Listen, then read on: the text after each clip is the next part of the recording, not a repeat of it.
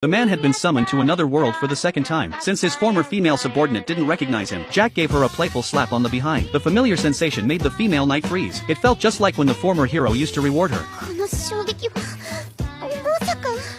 思い出したかよ、俺のこと。お？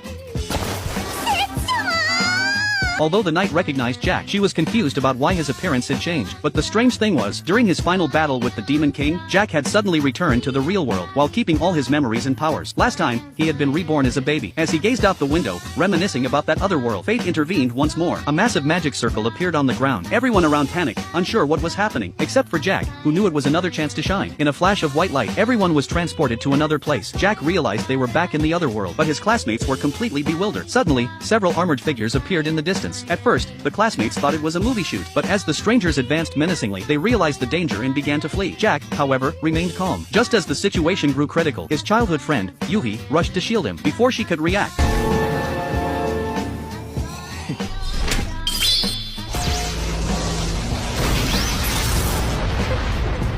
Jack grabbed her hand and quickly led her away. At that moment, a battalion of soldiers arrived, charging straight toward the mysterious attackers. They were followed by a group of mages. The once peaceful field was now engulfed in flames. The scene left the students terrified. Even Jack was puzzled, since this war should have ended long ago. But then, he sensed a familiar magic emanating from the armored figures. As Yuhi noticed his strange expression and started to ask, a blue-haired knight sharply ordered them to leave the area. Seeing her, Jack couldn't help but smile. But the knight didn't notice. She and a blonde knight led the charge against the enemy. With their help, the battle quickly turned in their favor. Jack and the others were brought before the king. He explained that the kingdom was under invasion by demonic forces, and the students, like the hero who saved the kingdom 5 years ago, had appeared suddenly. This meant they were the new heroes chosen by fate. Having witnessed the dangers outside, no one dared to leave recklessly, so they all decided to stay in the kingdom. The boys began sword training with the blonde knight, while the girls learned magic from the blue-haired knight. Only Jack spent his days trying to avoid training. One day, the blue-haired knight caught him slacking off. Seeing how unconcerned he looked, she tried to drag him back to training by force, but Jack wasn't worried. He responded with a gesture. The knight decided not to hold back, raising a wooden sword to teach him a lesson. To her surprise, Jack dodged effortlessly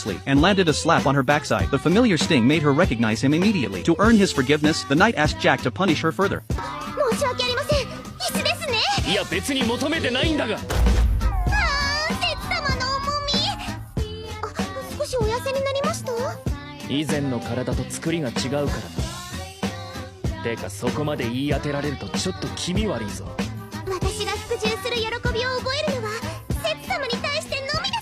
As their interaction grew increasingly intense, the blonde knight arrived and was shocked by the scene. But after the blue-haired knight explained Jack's identity, he understood he too had served under Jack. He then brought Jack to meet another former comrade, Tia. But Tia wasn't surprised. She had already sensed Jack's presence. Even with his changed appearance, his immense magical power was unmistakable. The other two felt embarrassed. They had been near Jack